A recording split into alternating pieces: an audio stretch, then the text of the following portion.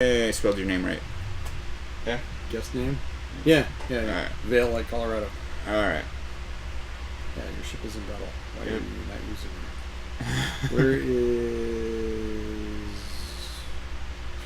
Murmansk? German ships, because that's your thing. Actually, show me nice now. What is it? Yeah, German. German. Nice now. Type so. Alright. I want to see the. That's wrong. That is wrong. Because Nice now had 3 triple turrets. Let's see. Is it to the right? No. That's wrong. Nice now had 3 triple turret 11-inch guns. 3 turrets of Alright. So, do you want to play or do you want me to just play and you will talk or? either one. And that secondary mount is wrong as well. That should not be there. Yeah, all these secondary mounts are all wrong.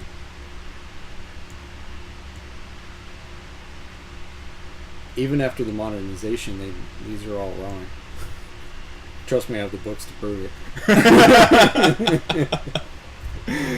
Wow, Someone's saying that I think this is the paper design with the 15-inch guns. Yeah, this is so not a right design. Alright. Even the secondary mounts are wrong. Alright.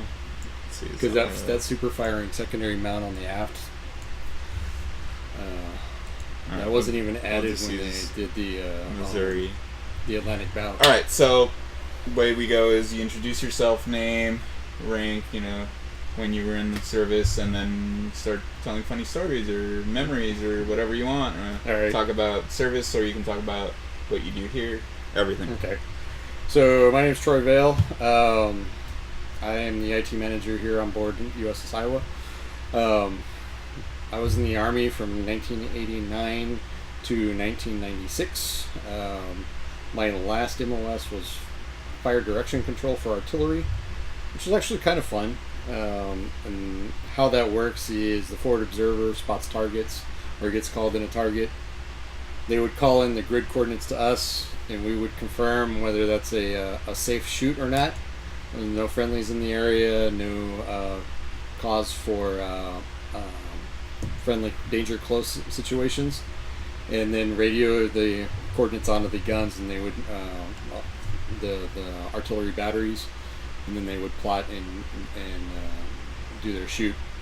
And the forward observers would observe the shot and radio back to us, going short, long, to the right, to the left, and we would adjust fire until they came back, fire for effect. It was a fun job, but ran into some problems, and what ultimately caused me leaving the Army. And I don't go into that. I had fun in the Army, don't get me wrong. I had a blast, and I've told this guy some stories. Yeah. But a little bit more on me. I've studied World War II for over 30 years, and it's how I'm pointing out that the Nice now looks totally wrong, because, well, she does. They did do a good job with the Atlantic bow, but the gun placement, secondary turret mountings are all wrong. Wrong. Go work for Wargaming. I can do it the right way. No. and I've shown him. I have the books to prove it. 2 books in my library is a complete history of the German Navy from 1845 to 1945, and it goes into the when the ship was built, when it was designed, where it was built, what its gross tonnage was, speed, armament, weaponry, and they're pretty detailed books. If you're into it, they're ones to look at picking up. Let's see here. I got into World War II prior to high school, and it just fascinated me, and I've been doing it ever since. And now I'm the IT manager on a battleship. Kind of the dream job. So, all right. So, what made you join the Army? What was the choice, or what was the push Uh, the Army was, for me, it was kind of strange. It was, I wanted to get out of my hometown because my parents had kind of a strong influence, and finding jobs was hard because they would find out where I was looking for a job, and either torpedo my job effects, or I would get, yeah. My parents, two control freaks that really should have never gotten together. So, and that's putting it nicely. But that actually benefited me when I went into the Army. But the main reason I went in the Army, it was a way out of my hometown, and it was a job. And I had a good time. I had a blast in basic training. I loved basic training. And people will say, "Oh, basic training is so hard, so rigorous, and so everything else." For me, it was like going from one totalitarian system to another. Drill sergeants, my parents were demanding, and like, we're in charge. This is what you're going to do. This is what you're going to do. Drill sergeants come up and like, okay, you're in charge. Done. So, which was funny because all these kids that had never left home were freaking out about the structure and being yelled at, and for me, that was everyday life for 18 years. So I was like, all right, done. For me, I've always joked that basic training was summer camp with weapons.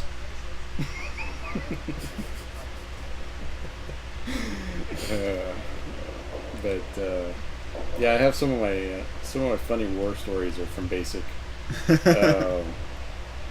Probably the best one, which I've told Danny here, was first day of basic training is known as shock treatment, and that's where the cadre of the unit you go to basically yell at you, and they indoctrinate you that they're in charge.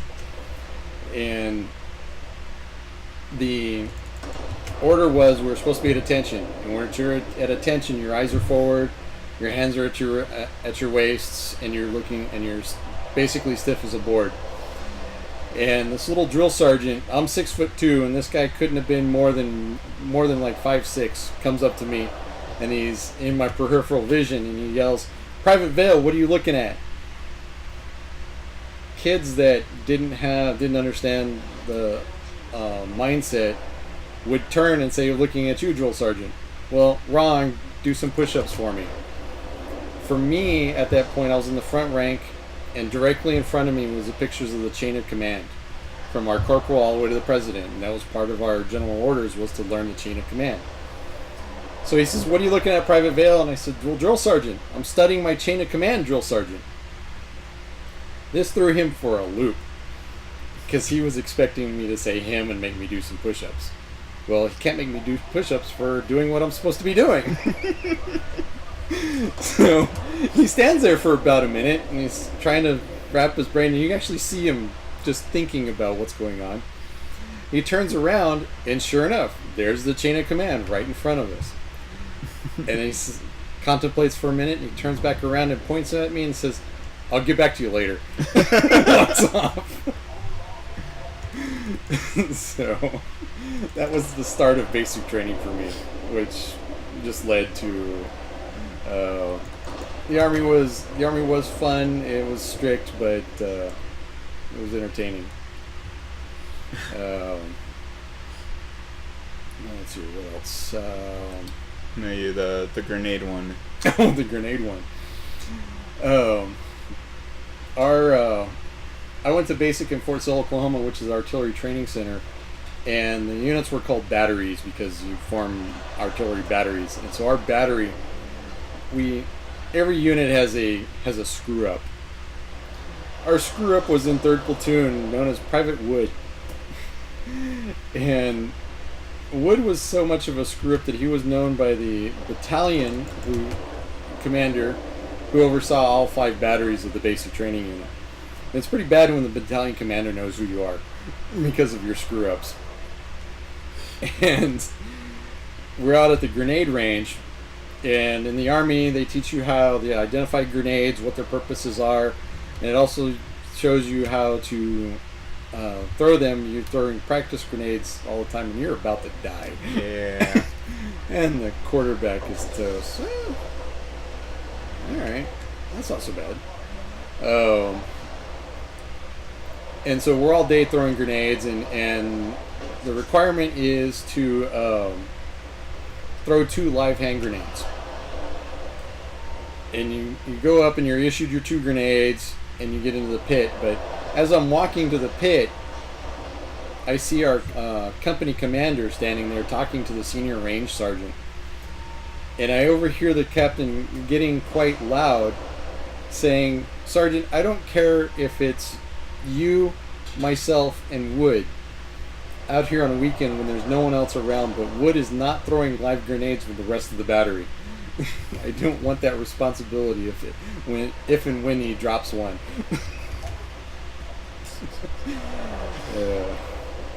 Yeah, that poor guy. I have no idea whatever happened to him, but I know he did not graduate basically with the rest of us. He was a holdover, as they were called, and yeah, I don't know whatever happened to him. He didn't go AWOL. I mean, they kind of encouraged him to go AWOL, but he didn't go AWOL. Oh man. So, but let's see here. What else? Oh, the aluminum one? Oh. So my first MOS, or military occupational specialty, was hospital food service. And in hospital food service, you're a cook for a hospital. You learn all these different specialized recipes and whatnot. And we're out in the field, because that's part of your job. If you get assigned to a MASH or a some kind of field hospital, you have to do field work, and that's probably going to kill you. Oh, okay. So while we're in the field, this one day I was by myself in a GP medium tent, which usually has between 20 and 30 people, and I was the only one there in this particular tent. And one of the girls in the class was to make oatmeal, and there was a pot for coffee. And they were right next to each other on these industrial size Coleman stoves. And so there's 20 gallons of water boiling for the coffee, and then the girl had put on about 8 gallons of water for the oatmeal. And so I'm in there doing my thing. All of a sudden, one of the range sergeants comes in and says, "What's burning?" And I'd been in there so long, I had grown accustomed to it, I didn't know. So we look around, there's no smoke, no flames, no nothing. Oh, okay. And about 5-10 minutes later, another sergeant comes in. "What's burning?" "Something's burning." So we look around, sure enough, still no smoke, still no indications of anything. And so he leaves. And finally, the senior range sergeant comes in about 5 minutes later. She says, "There is something burning." And so we start walking around the tent. We go, and she goes over to the 2 pots that were next to each other. She goes, "Well, what's in these pots?" Lifts the lid off of the one. Water. It's boiling away. That's for the coffee. "So what's in this other one?" She pops the lid off. Flames kept flying out of it. So it was for the oatmeal. The girl had come in and put her water on and never came back to check on it. And it had boiled dry, and it heated up the aluminum pot so much that it had melted the bottom out of it. And so I've got a picture somewhere of this girl standing next to the pot, and she's really small. She barely would have gotten in the Army. But the table that the pot is on, and the pot is taller than she is, and she's standing there with her arm around it, and this big old hole melted through the pot. And as we're at the end of every day, there was a "What did we learn today?" segment. And the range officer, this major, and the first sergeant show up right as we're giving this debrief. And the senior range sergeant, right, they get out of their truck, Senior Range Sergeant, what did we learn today? Well, we learned the melting point of aluminum. And the major just turns around and looks at this senior sergeant with this just puzzled look on his face of, did I just hear what I thought I heard? And we broke out the pot and pointed it to him and explained him what happened. And he just started laughing. He was like, that's pretty good. But that same field site, so this is in San Antonio, Texas, Fort Sam Houston. And I'm from southern New Mexico originally, and my hometown has one of the world's largest pecan orchards. And so pecans are a staple to me. I love pecans. I'll just pick them up off the ground, crack them, and start eating them. And the field site had 4 huge pecan trees, and this was in the winter, which is the season as they're ripening and falling off the trees. And this girl from Chicago had no idea what a pecan was. And so one of the range sergeants and I are going around picking him up, shelling him, and eating him. Yeah. And this girl from Chicago was just Private George. Never forget her name, George. And she's looking at us like we're crazy. Because we're just picking this stuff off the ground and eating it. Yeah. And she's just like, what is this? And so we explained it. And we says, well, they're pecans. She looks at us, what are you talking about? Like, you've never heard of pecan pie? Yeah. Well, something. And she goes, no, I don't know what you're doing. And so we explain to her, and we show her how to crack them and get them, shell them and everything, and what parts to eat and what parts to throw away. And she's like, well, these are really good. I'm like, yeah, how can you not know of these? Yeah. So by the time our 2-week field site was done, that place was picked clean. Between the 3 of us, there was not an unshelled pecan in that field site. So, yeah, George came back with a whole new perspective on on things you could eat. It was great. She was really nice. She was fun. She was in the same class I was. But in that same class, we had a prior service gentleman, and he was a E7, E6 or E7, I forget. He was staff sergeant and sergeant first class. And he was retraining, and he had over 20 years of time in. And in those 20 years of time, he also had 4 tags of combat on his Class A uniform. And in that, he had a combat infantry badge and a few other badges that I'd never seen before. Yeah. And the prior service is they weren't part of the cadre, so they couldn't discipline the trainees. It was this cadre's job to discipline them, but they could report it, but they couldn't discipline them. And so some of the trainees were giving some of the prior service a hard time. And one day, one of the senior sergeants comes over to me and he says, hey, you might want to talk to your class, because if they start harassing this guy and he decides to get upset, we're not getting in his way. We're going to let him do what he wants to do, because he's special forces, he's got combat experience, he's got this, he's probably Vietnam, so he's got some PTSD rolling around in there. If he decides to go off on you, we are not getting in his way. And so I took that, I was like, okay. So I went over and I started talking to the sergeant. I was like, it was the first time I introduced him. So I started talking to him, getting an understanding of it. And it says, so he said, I've gotten to know this, the M60 in basic, you have to shoot it. And I've always known about the Ma Deuce, the Browning 50 cal. And I was like, so when you're in the bush, weren't those like your go-to weapons? He says, no, you never open up with those. He says, when you deployed with a 50, you would mount it and put that barrel straight up and just leave it. And I was looking at him, I said, why would you do that? He says, so you know that the 60 takes out small trees and cuts people in half. The 50 takes out big trees and cuts people to little bitty pieces. Well, the enemy knows that too. And the sound of a 60 and a 50 is very distinctive. So if you open up during a firefight with one of those heavy machine guns, all enemy fire shifts to you. Shifts to that position. They're going to silence that weapon.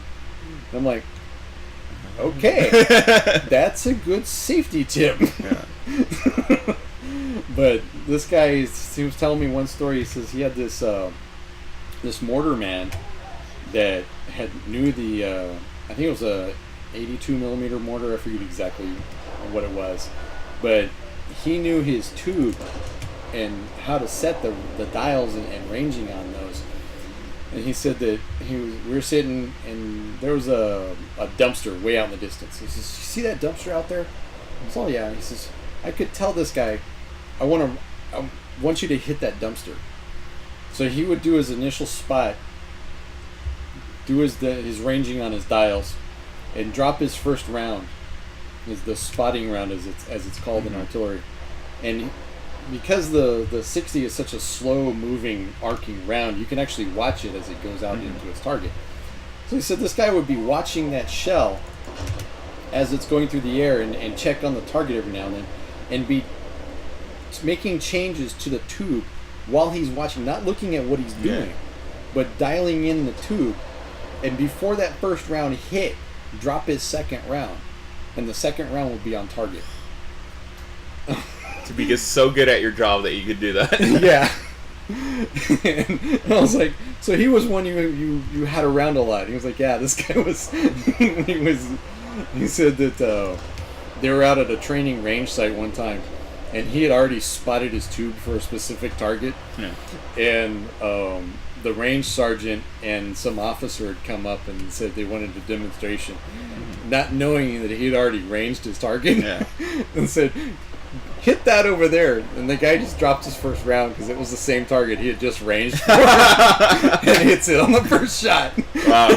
And the officer's like, "Bet you can't do that again." He's like, "Watch." Funk. Wow. I was like, yeah, it was one of those, okay, you're so good at your job that you will hit every time.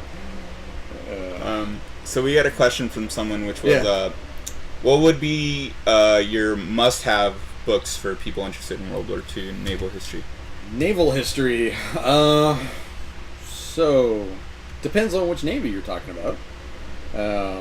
The extent of my studies for the longest time was European theater. A really great book is Battleship Bismarck. And it's by the ranking survivor of Bismarck.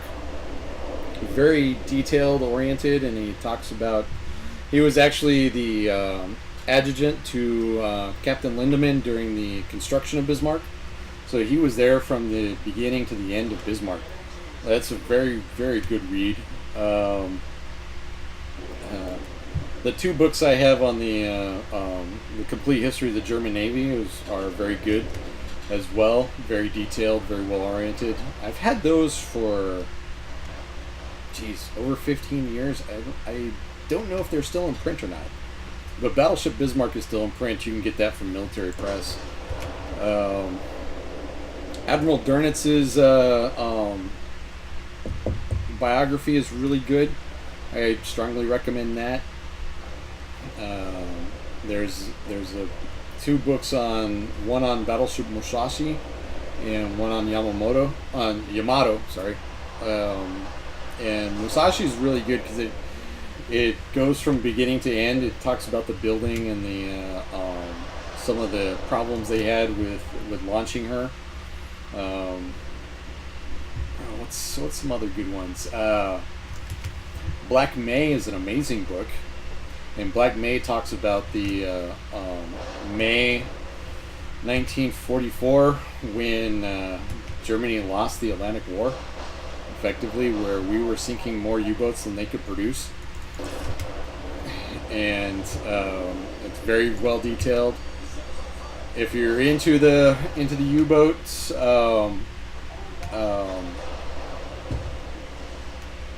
probably the best account of U-boats that I've ever read was Iron Coffins, and it's by a U-boat commander that survived the war. Last I checked, he was living in Florida. Very detailed. He talks about how he's lucky to be alive because on his last patrol he was in the English Channel as kind of a training boat, and he had a new executive officer, so he wanted to have him dive the boat, and the dive officer lost the control of the dive, and they actually bottomed the boat and nosed it into the muck. And he explains how they got him out. What they would do is they realized they were stuck, and so what they did was they put one of the engines in reverse, and they had the crew run from the front of the boat to the back of the boat, and then walk back to the front, and then run back to the back again while they were alternating engines in reverse and forward to wedge them out of the mud. Wow. And it worked. It took them a day, but they got out. And when they come out, they detect a surface target, and they're in the English Channel, which at the time was heavily covered by the RAF. Yeah. And they spot a lone freighter, and they're about ready. They're looking into attack, and they've done their end around, and they're lined up ready to attack. But they can't open the forward torpedo doors because they'd gotten rammed when they went into the mud. Yeah. Odds are, if he'd have fired on that boat, they would have radioed their position, and they would have been destroyed by the RAF. So by the incompetence of his XO, they survived that patrol and came back, and that was their last patrol. Wow. It's crazy. Yeah. It's an amazing book. I read that, many years ago, and I recommend it to everybody. Like, if you want to know the life of a U-boat, this guy tells it. So, no other questions. So, any other stories of the Army? If not, I'm gonna go into after Army. Like, you got out. Well, what happened? What'd you do? Where'd you go? That kind of stuff. The only other Army story is Private Wood again. It's probably some of the best. Yeah. Snipe hunts. Everybody goes on snipe hunts. And when I was in artillery training, I was a specialist, and that was my highest rank. E4 specialist. I was possibly promotable, but there was no E5 slots available. It was a problem with the Army at the time. Mm-hmm. If there wasn't a slot, you weren't getting promoted. So I'm in training in Fort Sill again, and again, even though we were prior service, we couldn't discipline the kids that had just come out of basic training. And we had some that were just arrogant, and they were just like, oh, well, so what if you're a specialist? We can do whatever. Drill sergeants are in charge. We can treat you however we want. Well, there was a couple E5s, and we were getting tired of this. Yeah. We'd done our time. We just didn't want to deal with this, and so we're out in the field, and the class was big, and they broke us up, and the drill sergeants were with two different tents, and they'd broken up the prior service sergeants and specialists to oversee the other tents. And so the tent that I was in, we got some of these really cocky, annoying kids, and one of the sergeants. So we're running on generator like we were here. Yeah. For power in the tent, and one of the sergeants in our tent was from motor pool, and so I pulled him aside and I said, "Hey, Sarge, I want to get these kids and teach them a lesson." And he says, "What do you got in mind?" I says, "Can you make it sound like the generator's going to die?" I said, "Can you make it sound like it's acting up and it's about to die?" He goes, "Oh yeah, sure." It's like, well, go ahead and do that. So he goes outside. And sure enough, like maybe 3 minutes later, it sounds like that thing is just on its last legs. It's like, sputter, lights are fading in and out. And so he comes back in, he's got to feel like perfect. So I take these two two kids that were really they're royal annoying pains in our rears. And it's like, hey, generator's about to die. We're having these problems. As you saw, Sergeant so and so went out to look at it, and he says it's on its last legs. What I need you to do is go to the drill sergeant and get some chem light batteries. And so most of chem lights, break them and shake them. They're glow sticks, right?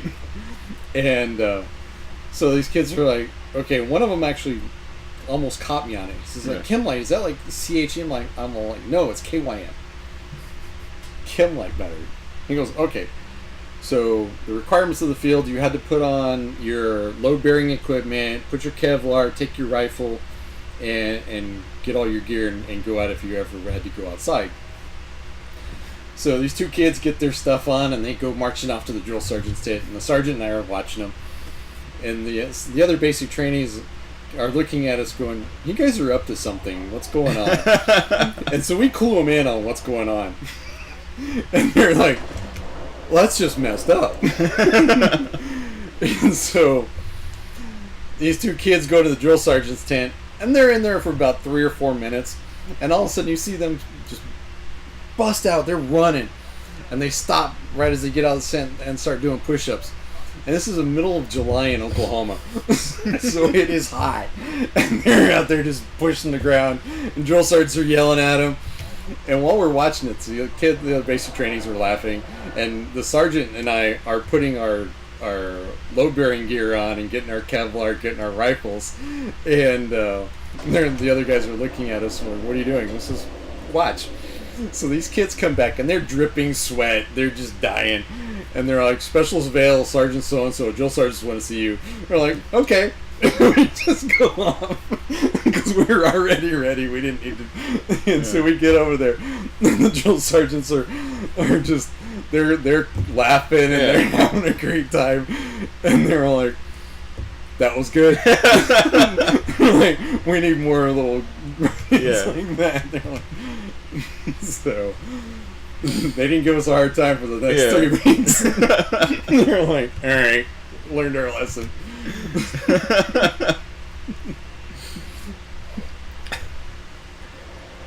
All right. So you leave the army. So I left the army. What's the life like after? So I get out of the army and go back to my hometown, which is in southern New Mexico. Don't want to be there because my parents were still kind of strong influences, and I'm just like, all right, I'm done. Yeah. Growing up, we always went to the fairs, and the fair was going on, and there was a I'd heard that you get jobs working for the carnivals, for the carnival rides and whatnot, and well, one of the carnivals was looking for travel help, which is somebody that's going to actually come with them, and so I interviewed with them, and they're like, okay, yeah, sounds good. So I traveled to the carnival for 6.5 months. Yeah. And learned something new. Learned something different, and had a few weapons pulled on me when people didn't get their things the way they wanted. Yeah. Which was actually kind of funny because it's scary and funny at the same time. Because the Carney have their own security force, and they mingle with the crowd. And there is no uniform, so you're just dressed as everybody else does. Yeah. And so when someone pulls a weapon, whoever's around calls whatever it is. And I had a guy pull a shotgun on me. And that was probably one of the scariest things with shotguns, because you don't know where it's going to go. And so I yelled gun and dropped to the floor. And instantly, once you yell that, like 6 guys come out of nowhere, and whoever has the weapon is collected and removed, and he usually wakes up in the hospital the next day minus his weapon and his money. Because they would just, like I said, they'd come out of nowhere. Yeah. And all of in Carney's, each games are usually run by a small company. And so you'll have different games set up, and then the ride jocks are their own little company, and so the gamers, they looked out for each other.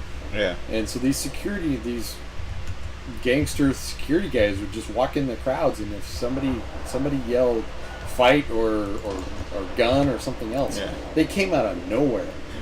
it's like special forces, and whoever there was the guy with the weapon. Like I said, if he was lucky, he woke up in the hospital the next day. So, but yeah, I did that for, like I said, about 6-7 months, and then lived in Phoenix for a while, doing restaurants, and then on my family, kind of going back a little bit, my family every 5 years had family pictures taken. Mm-hmm. And so this one year we were having family pictures done, and we just said, this was going to be the last time we were going to do it. And I took a bus down to my hometown, and on the way back, there's this woman sitting in the seat in front of me, and she's aisle seat, and I'm sitting in the aisle seat behind her, and we kind of smile back and forth. And we get to Lordsburg, which is outside a big Native American reservation. I want to say Hopi, but I know it's not Hopi, it's somebody else. It's one of those smaller tribes that you kind of have to know. And this big, as big as I am, I'm 6'2", and all hair, like had Rogaine on his arms, kind of thing. Gets on, and he's making a beeline for the seat. And so she looks back at me and says, "You want to sit up here with me?" So we start talking a little bit, and I get off in Phoenix. She was going to Buena Park, and we had exchanged addresses and wrote back and forth. And I came out here for Valentine's weekend, and then came out 2 weeks later, and she asked me to move out here, and well, we've been married for 27 years. That never happens anymore. No. Yeah. Because you have the creepy guys on the bus. Yeah. You know, the... yeah, but like exchange addresses and stuff. Yeah, like you that. don't. Like, it's like emails and cell phones. It's like text. here, done. No, yeah. No, we wrote down addresses on whatever we could get our hands on. Yeah. And at the time, I was wearing a Vietnam era Marine trench coat. Still have it. This thing's like 90% wool, heavy, and it was cold. This was Thanksgiving weekend. It was cold. The heater on the bus didn't work. Yeah. And after I was sitting with her, she was just in, she was actually in shorts, so she's freezing. Yeah. And I took this jacket off and draped it over both of us. Yeah. And that's our blanket. Yeah. It doesn't leave the closet. Yeah. So yeah, like I said, 27 years in, 26 years in June 3rd, when we got married. Nice. And then so do that. I'm sure you're working somewhere by this, but how do you get from wherever you were at to here? So I was working restaurants. I was actually opening one Burger King and closing another. So the one that I was closing, it wasn't really that big of a deal, and I just told them I'm leaving. Yeah. And the other one, they were actually trying to make me a manager. I was like, look, I'm going to train somebody to replace me, but in 2 weeks I'm out of here. And when I applied for jobs out here, they actually called that store, and they're like, can you send him back? We haven't found anybody good enough to replace him. But I just did odd jobs, temp agency jobs for a long time until I landed a job doing dial-up tech support, and did that for several years and got to learn that dial-up users are some of the dumbest people in the world. I watched a guy beat his fist bloody on a desk trying to explain to a dial-up user where the shift key was on the keyboard. Yeah, that's bad. Yeah, because the company I was working for, you couldn't create your own passwords. So they had to generate a password for you, Mm-hmm. and it was like 20 characters long, and it was every character on the keyboard. And so you would see people hitting the resubmit on their screen, and we actually got an email telling them to stop doing that because it was causing too much load on the authentication servers for all the different password requests, because people were like, no, the user's too dumb, I can't explain this. Yeah. But one of the funniest password resets I got was this lady. She goes, the username, the dial-up username was also their email address at the time. This was back in the 90s. Yeah. And so she calls me. She goes, "I need you to change my email address." I can't. Unfortunately, it's your username as well. Yeah. She goes, "Well, can you at least change the password?" And I was like, "Okay, I'll do what I can, but I need a reason why." She goes, "Well, my boyfriend's been emailing me, and my husband is starting to see them." Jeez.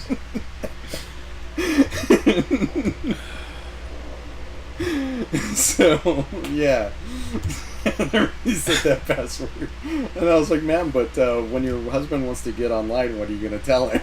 Yeah. Because the password's gonna be changed, and he won't be able to dial in. Yeah. Oh man. There are people out there. You just never know who you're gonna run into. But yeah, I did that for like 4 or 5 years, and then DSL came out. Did DSL support, and again, some really dumb users. And they're so dead. Are they gonna eat all of those? Yeah.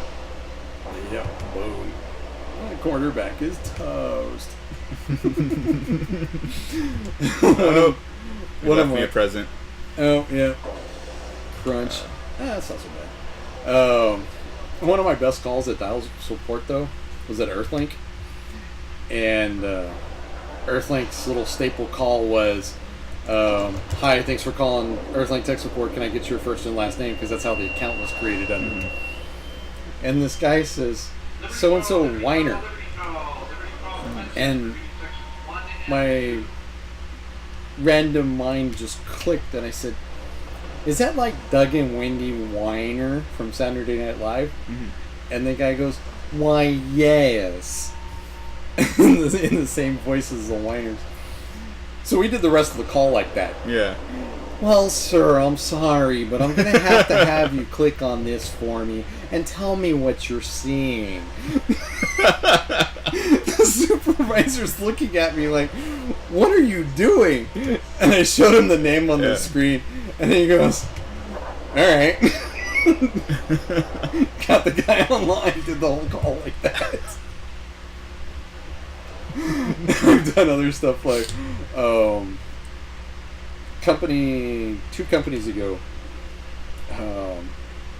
was working with a DSL company out in the middle of nowhere, and I think it was like in Montana somewhere, and call them up and say, "Hey, I need some help," and his kid's on the phone. He goes, "Well, Paul and my brother do that, and they're out on the back 40, and we'll have to call back."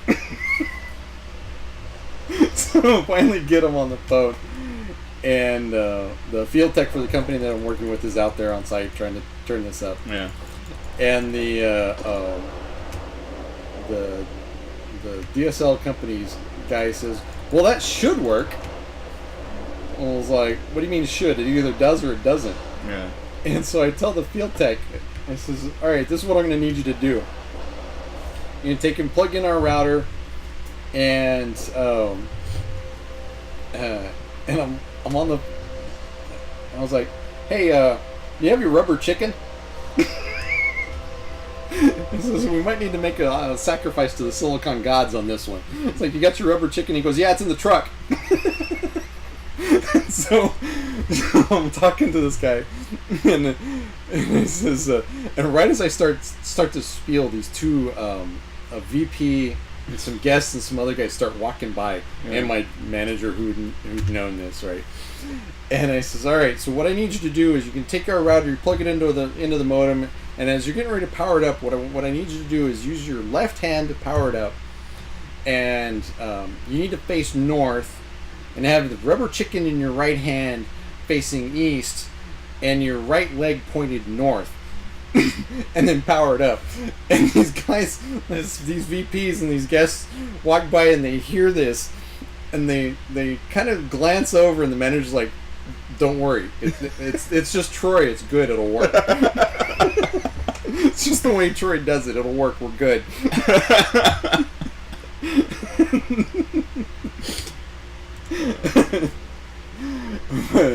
One of the best stories like that was the company that I left before coming here. For some reason, people got it into the mind that I was going to be the guy that was going to come in and shoot up the place. I was going to go postal and be that employee. Wow. And I have this fun, joking, my philosophy is if you're not having done fun, you're doing it wrong. Yeah. And so I went with it. I was just like, yeah, all right. And so we had just gotten a new HR, assistant HR person. And this director, Kristen, she'd gone along with this gag. And so we're standing talking to one of the guys in my department and talking about this going postal. And the guy that's desk we're at goes, well, remember, Troy, when it gets to be that time, I was always nice to you. And so I look at him and I said, well, that's where you're wrong. Because you were nice to me, you die first. And right as I said that, this new HR person comes by and just stops with this white, just blood just draining from her face, going, did I just hear? And Kristen, the director, is standing there and just leans over and says, it's okay, don't worry about it. We're fine, just move along. It's a nice introduction to the job. And so Kristen goes, yeah, see, he's right. Because you die first, because first off, it's quick, and you don't get to see what he does to everybody else. And we're just like, yeah, okay, whatever. We went back doing whatever we're supposed to be doing. Wow. But the same director, one of her employees always wore a hat on casual Fridays. And I'm standing at his desk, we're talking about an order, and he takes his hat off and starts doing this with his hair. Yeah. And right as Christine comes around, I tell her, hey, I need you to see this. And she's kind of gets this, like, what now kind of look in her face, right? And I told her, I'm offended by this. And she's looking at me like, what now? And I says, he can have a bad hair day and I can't. And she looks at me like, wait, what? I said, yeah, he can have a bad hair day and I can't. And she goes, you put your hat back on and you need to talk to your parents about that. I can't help you.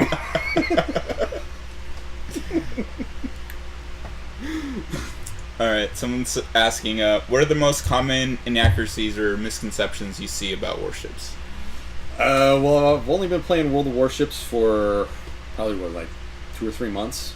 So I don't have all of the ships. Yeah. But the biggest one I saw was talking about Nice Now having the wrong gun layout. Because Nice Now had three gun turrets of 11-inch guns. That's the biggest one I saw. I'm not an expert on the Japanese Navy, but German and American, I'm pretty good at it. Yeah, I spot that inaccuracy right away. Actually, it was when you were playing, and I was like, wait a minute, that's not right. And I think so. Nice Now has 3 torpedo clines, which actually she would have had, But they were taken out in the later part of the war, as they were. It was kind of a waste of Space. space. They were largely never used. But that's the biggest one I saw right away. One thing I catch a lot is is programmers screwing up. There was a what was it? Not Call of Duty, but I forget what the name of the game was now. Battlefield? Battlefield 1942. And people were complaining because I called them out on this. It was the Battle of Midway map, and the British forces had the Prince of Wales. And that's wrong, because the Prince of Wales was sunk on December 10th, 1941 in Task Force Z. And so here they have her in the Midway map, and I'm like, no. I'm like, I could see if you had how KG-5 there, but Prince of Wales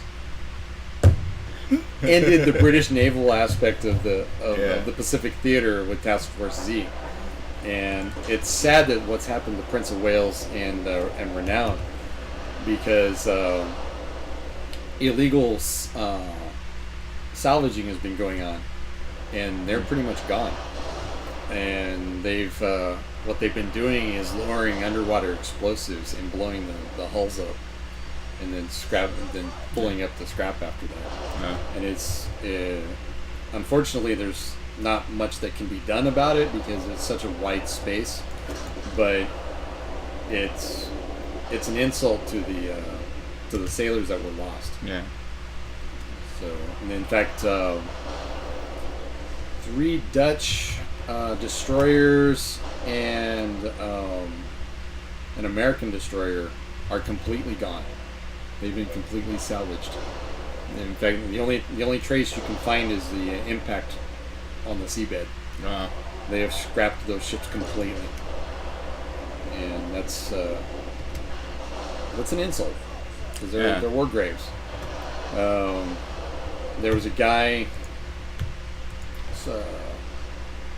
2 years ago in Argentina that dove on the on the wreck of Graf Spee and took the eagle and swastika off the back of the hull and was cleaning it up and wanting to sell it. And I was like, they should just arrest him and say, you know what? No. Yeah. Because it's a German war grave. It's in I don't know if it's in international waters. I don't think she's deep enough. She's in the port, but she's still a war grave, and she's still technically German property. Yeah. So personally, I think that guy should be arrested. So, but yeah, he went down there and collected that and was like, "Oh, I'm going to sell this as this." Yeah. No, I don't think so. It doesn't belong to you. You stole it. All right, so all those jobs, tech support, IT, and then you end up here.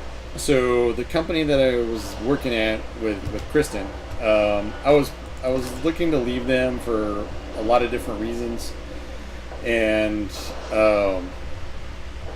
I was volunteering here on Iowa, and I actually volunteered for 4.5 years working for them and for that company and here.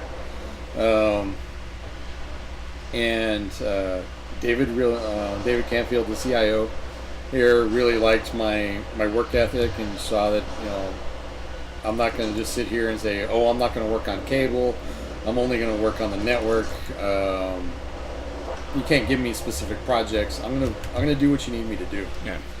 And so, what, 2.5 years ago now, he calls me and says, "How serious are you on leaving where you're at?" And I told him, well, pretty much by the end of the year, I'm probably going to be actively looking and putting feelers out. and he says, "What do you think of coming to work here?" And as you know, with all the senior staff, the ship comes first. Yeah. And I told him that I would only take a job on the Iowa if he could show me that my salary would not burden the organization. He had to show me that there was no way that my salary was gonna be a problem. Yeah. And he was thrown back by that. He says, "You know what? I wasn't expecting that." Yeah. He was like, "I was expecting to go, yeah, I'll quit right now." Yeah. It's like, no, you need to show me this. Yeah. And so, took a year of negotiating and laying things out, and him working with Jonathan and a few other things, and I was pretty much the only candidate that he was considering hiring.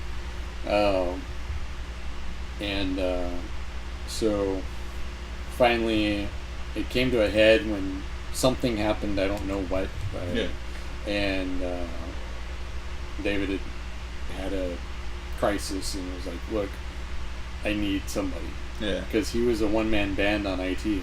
He was the CIO and he was doing everything. He was trying to get volunteers in the security to help him out, and it was they're not network trained and they don't have full understanding. It's a particular set of skills that you need. And so we ironed it out, and for a good 2 months I live in Whittier area. I was working in Van Nuys. It's 50 miles one way. Yeah. So for a good 2.5 months in lead up to that, one of the biggest things was fixing the wireless, because the wireless was dying. And so I would go from Whittier, Van Nuys, work 8 hours, then come here and work until 10 or 11, go back to Whittier, get whatever sleep I could. Yeah. And I was doing that every day. And my wife was like, "You need to stop." She's like, "You were dying. You're barely getting any sleep. Yeah. You're tired. You can see it." I was like, "But they need my help." Yeah. I was like, "He needs my help." And so we sat down and we ironed out a date. And I took a couple weeks off just to relax. And I was actually planning on taking a photography road trip, but that got canceled because of the heat wave that hit like right at the same time. I was gonna go out to Death Valley and take some pictures of the rocks that move at night. Yeah. And we had that like 100-degree heat for like 2 months. Yeah. Last July, and I was like, "Yeah, no." I'm not going out there in this heat. But so I started July 1st of last year as full-time. And the funny thing is I'm here for a week, and in my negotiations with Jonathan and David, I'm like, "Look, I've been planning this trip for a long time, and this is when it fell in that my wife had time off from work and we could do it." So my wife and I drove up to Crater Lake in Oregon. Yeah. 2 weeks after I started here for a week vacation. And it was like, all right. So, but yeah, it's been nonstop. It's like I wired some of the cabling in this office to get Josh up and running. Been trying to fix the phone system, which is not working as well as we were hoping it would work. So we're probably going to have to scrap it and start over, which is not something that I'm looking forward to doing. And through my contacts of service providers that I've worked for, I talked to a vendor that, through the company I was working for, I actually hated dealing with the guy because he gave arrogance a whole new level. And but I called him while working here, and we were David was looking at rolling out. He had fiber pulled through certain sections of ships, and he wanted to finish the fiber routes. Yeah. So but the vendor that he'd worked with had been in a serious motorcycle accident and has been in the hospital ever since. So he couldn't help us out. So I called this guy. I said, "Hey, I'm here now. I'm here full time. This is my job now. I left this other company. I know you have a fiber vendor that you work with on a lot of your projects, and I worked with him on some of these projects that we work together. It's like, would you mind if I talk to him and see if I can get some help here?" And so he conferenced me. Well, I called him out of the blue, and he started talking to me. And so on that call, he conferenced me in with the fiber vendor. And I told him, "Here's the story. This is what we're working on." A week later, he came out and met with David and I. We sat down, and he liked what we were doing, and he wound up donating 2,500 feet of fiber, and I pulled it, and then his team came in and terminated and tested it all. Wow. in a 2-month period of time. So we now have fiber run through all of the what are called IDF independent distribution facilities. All have fiber terminated to our core network. Wow. So it's just now a matter of getting the connectors to go into the switches, because those cost money, and money's tight right now. Yeah. So we're slowly bringing it up. I actually just got the ticketing booth completely online on fiber. And that's one of the reasons why I'm here this weekend, was finishing that up. Oh, okay. That's good. So, so question, which ship would you have liked to have been preserved the most, aside from CV6?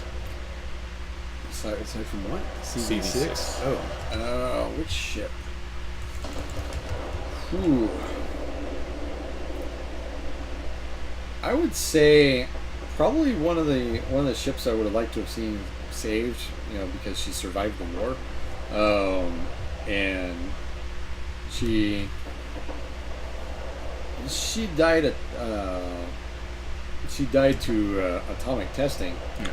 But as an example of the surface fleet, I would say Prince Eugen, which was the cruiser that sailed with Bismarck on Operation Rhine. She was sunk, I think, during the Bikini Atoll nuclear testings, and I think she would have been a good example to save, because the Hipper class cruisers were an outstanding design. They could go toe to toe with a lot of American cruisers easily. So I can see why they used her as a target ship, but I think she would have been a good something good to save. Yeah. To have an example of the German surface fleet. And then American ships. What American ship would I would have liked to have seen saved?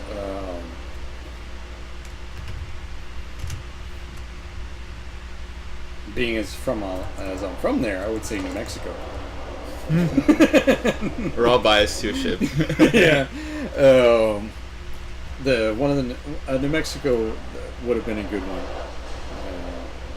I'm originally from a little town in southern New Mexico called Dos Cruces, and I would have liked to have seen New Mexico saved.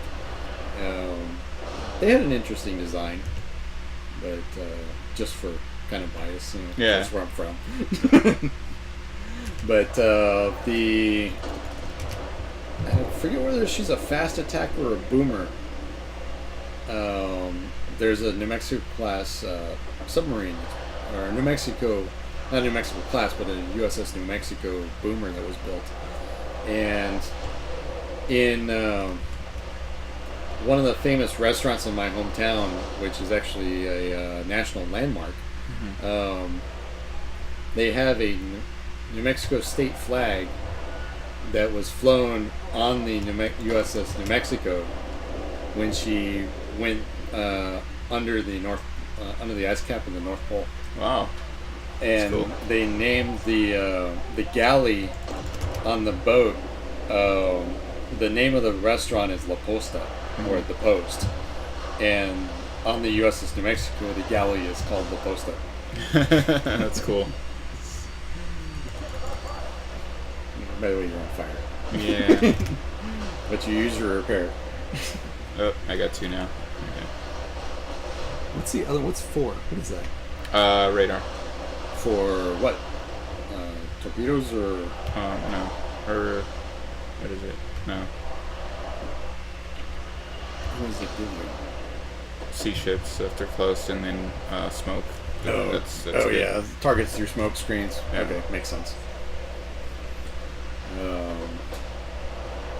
So, in my time of studying World War II and other things, Mm-hmm. so I've been on 6 capital ships, 3 aircraft carriers, and 3 battleships. And of those, only one of them was modern. Mm-hmm. I was on the USS Abraham Lincoln when she was here. Yeah, I was A few years ago. Okay. Actually, that was probably 6-7 years ago. 2000. It was either 10 or 11, I think. Yeah. And those things were beasts. Yeah, Oh man. that was awesome. But it was great though because my wife, she's not a military person. She Yeah. doesn't, for a lot of different reasons. Yeah. But so they have you walk in on the hangar deck, Yeah. and you work your way aft, and they take you to the aft elevator, and they raise you up.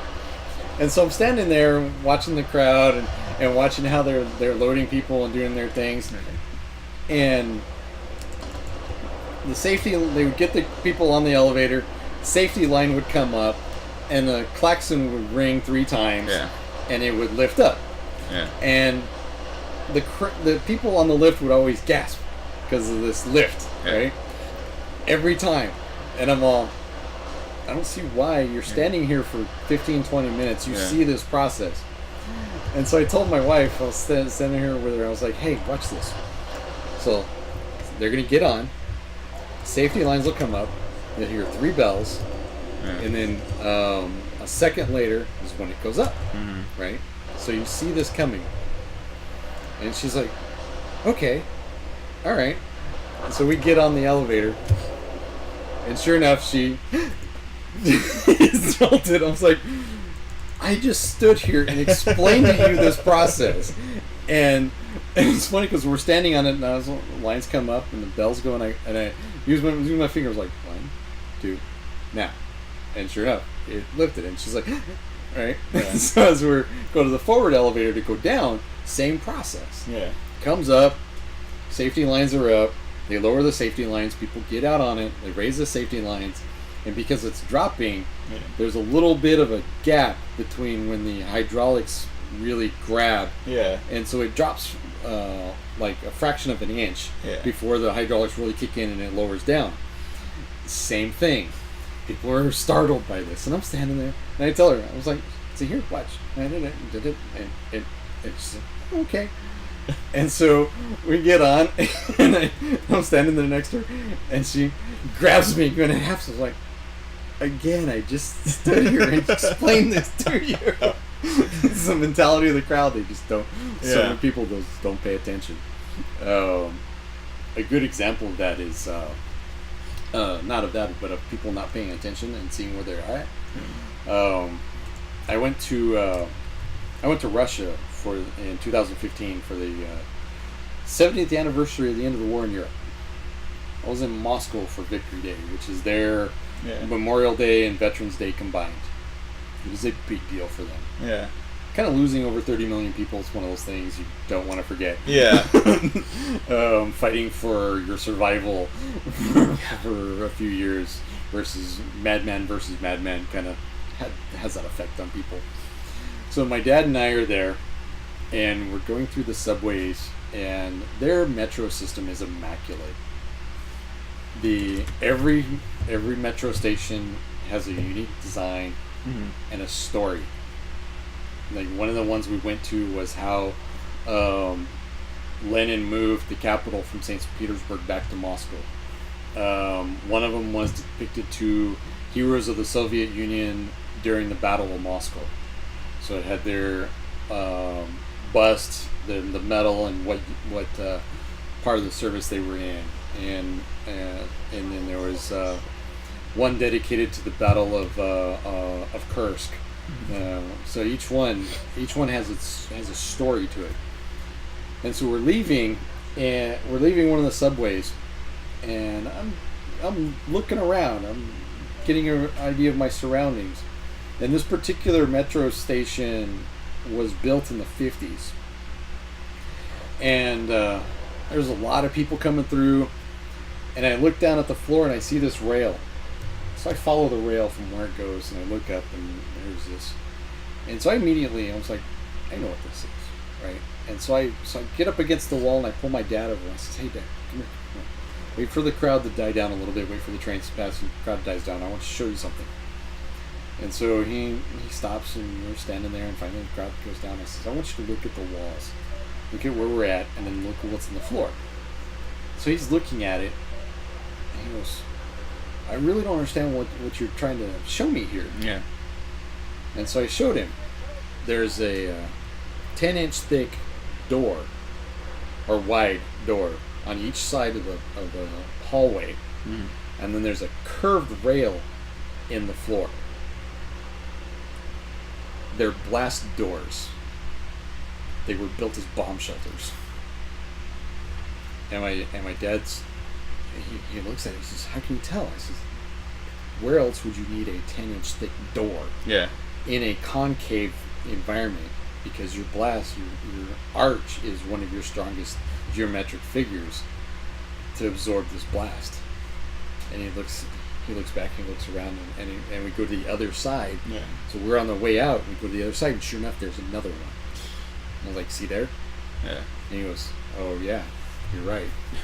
And I says, how many of these have you seen? He says, until you showed it to me, I had no idea. Yeah. He said, I've seen one at every subway station. Wow. Every subway station was built was either modified or constructed specifically as a bomb shelter. Yeah. Question, do you know of any good books on the Soviet Navy during World War II? Actually not much. There's actually not a lot covered because of the secrecy from the communists. Thank you, Stalin. And Brezhnev and the other one. Of course, everybody's favorite cruiser, Murmansk, which sat and rotted on an island for 20 years, something like that. But yeah, unfortunately, I don't have a lot on the Soviet Navy, because, like I said, a lot of it was held in secrecy thanks to the communists.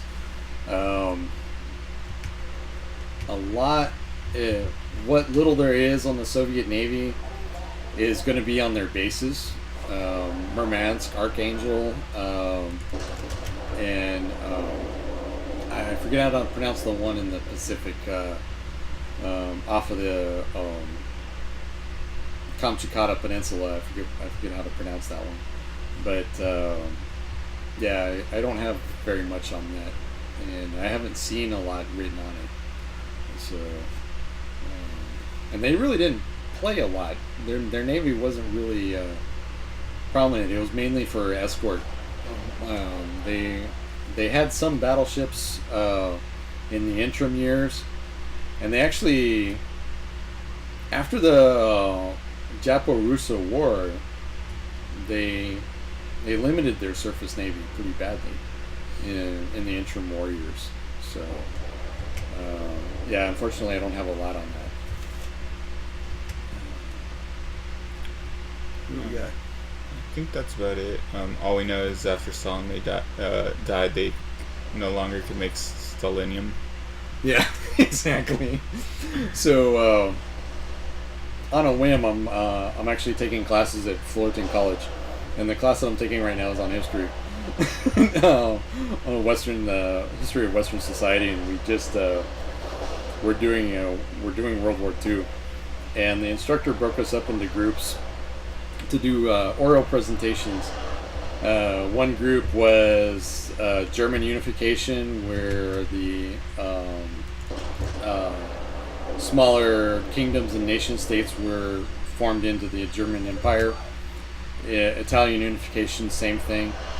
And then one group was Mussolini, one group was Stalin, and one group was Hitler. And so the instructor, she'd already known that I studied the war for as long, and so when she got to the Hitler group, she goes, "Well, Troy has a pretty well versed knowledge on this, so he's going to be in with you guys." But at the end of each presentation, there was a question and answer thing, and the Stalin group, I sat and I listened to their stuff, and they were done in 15 minutes, if that. It was a presentation on Stalin, and I had 3 questions prepared even before the presentation that I was waiting to talk to him about. So he says, so what did you learn and come up with in your studies for this, which I didn't really see you cover on Stalinization, and then the destruction of the Cathedral of Christ the Savior by Stalin to make room for a monument to the Communist Party, and then the purges of his officer corps. And these kids are just like, and the instructor was like, "Okay, that's enough." And I did the same thing to the Mussolini group. The Mussolini group, they do their things in there, and the instructor's like, "Well, so are there any questions?" I was like, "So, what about the fact that Mussolini wanted to return Italy to the days of the glory of the Roman Empire?" And they're just like, And the instructor goes, "Yeah, he actually had a map of the Roman Empire that he was going to restore to. It was famous." I was like, "Yeah, it was in his office. It was a scale model." And she's like, "Okay, yeah, he really knows what he's talking about." And the 4 guys that were doing the presentation, they're just deer in headlights going, I wasn't doing it to be mean. I was just... They should have been more thorough. I'm like, you should have caught this. So we have another question along the same lines, I'm guessing, but what about the other navies, like British, French, Italian? So I guess other sources they can use to study those books. So the British, there's actually a lot of books on the British Navy. What was the one? I'm drawing a blank now. I can see the book. I'm just like, I know what it looks like. But there was one by not Admiral Tovey, but the captain of Prince of Wales after the Battle of Denmark Strait. He put out a book that's really good. Like I said, I'm just drawing a blank on it right now for some reason.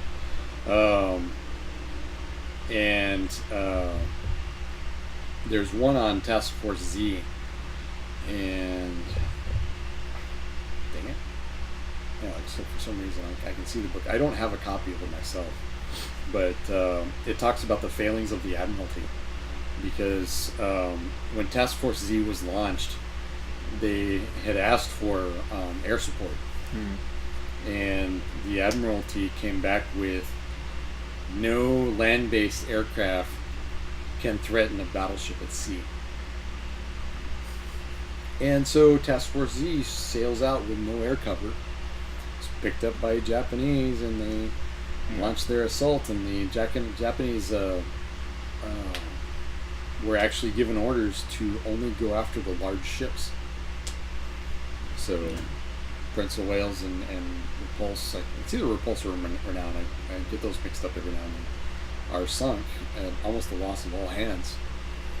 So, and the French, there's not a lot.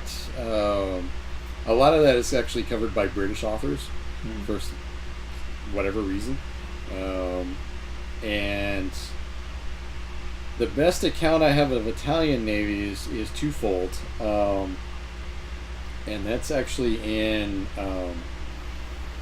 the Encyclopedia of World War II that I have talks about this, which is the the fact that Pearl Harbor was a copycat. The British did it first. The British did it to the Italians. I forget the date, but at the Italian port of Tromsø, and they came in with their biplanes, the same as they used against Bismarck, on the port, and actually sank a battleship and a cruiser with a loss of only 3 planes. And that's part of what Yamamoto studied in his plannings for the attack on Pearl Harbor. So they did that in 1940 against the Italians. And so Pearl Harbor is a copycat. We did it first. The British did it first. Yeah. And then another thing on the Italian Navy is the Battleship Roma. I joked with Chris, security Chris, because he plays World of Warships. He says, "Well, I just got Roma." I said, "Oh, you mean the precision weapon magnet?" He looks at me with this weird look. I said, "You don't know the story of Roma?" So part of why I study the war is so much technology that came out of World War II that we still use today. Yeah. Roma was actually hit by 3 or 4 Fritz X wire guided bombs that the Germans had developed. Yeah. They were 700 kilogram, a little over 1,000-pound bombs, and they had a rudimentary fin structure in the front, and then this octagonal fin and rudder type system in the rear. And it had a trailing wire that came out of the rear that guided the fins, and there was a flare that when it released from the plane, and it was dropped from HE-111s, their standard twin-engine medium bomber. So when it released, it ignited the flare, and the bombardier, using his optics, would watch the flare, and using a joystick, would guide the bomb into his target. First successful use of precision weapons. They hit and sank the Roma with, I think, 3 or 4 of these things, and then they also hit the U.S. cruiser Savannah with one, and they were armor piercing in this, and they hit the number 2 turret, came in actually dead on, killed the crew of the turret, but there was not enough resistance to arm the armor-piercing fuse, and it actually went through the ship. Wow. Flooded the turret, because the turret was they're at general quarters anyway. Yeah. It was watertight. Kills the crew of the turret. Yeah. Doesn't threaten the ship, but it's one of those. What was that? Yeah. There's no planes in the area, and all of a sudden we get hit by this thing, and wow. And the survivors of Roma, because the Germans were afraid that the Italians, after they capitulated, that they were going to surrender the Navy to the Allies. That's why they sank her. It was actually a 2-day attack. The first day they missed, but the spotters on Roma had reported seeing bombers miles away and objects releasing from the bombers, and then explosions in their wake. And they didn't know what it was until the next day when these things come in and hit and sink her. Yeah. Wow. Yeah. Precision weapons that same designs, basically the great grandfathers of our Pavway 2 laser guided munitions. Yeah. Used by the Germans. Germans had crazy stuff. Stuff we use today that was developed back then. All right. Well, let's see. One last one. Weren't these those the same ones that messed up the Warspite, jammed her 3rd turret? I think so. Yeah, I think she was hit. Warspite was assigned to the Mediterranean as convoy protection, and I think she got hit by. They don't have a definitive on what hit her, but it's odds are it probably was a Fritz X. Okay. Well, we've been streaming for a while now. Any other questions? Yeah. Any other questions?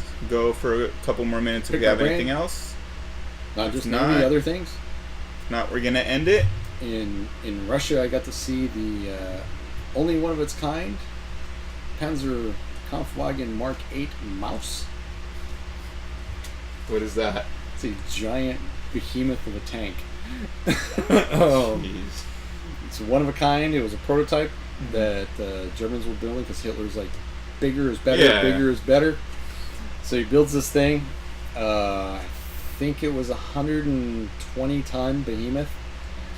He couldn't even go over the bridges at the time. It was too heavy for the bridges. And the Russian Tank Museum in Kubinka there was 2 built before the Russians overran the factory. The one that they have was the one that was completed. The second one, the hull and turret were completed but not attached. And they sent that to the British as part of the war trophy aspect.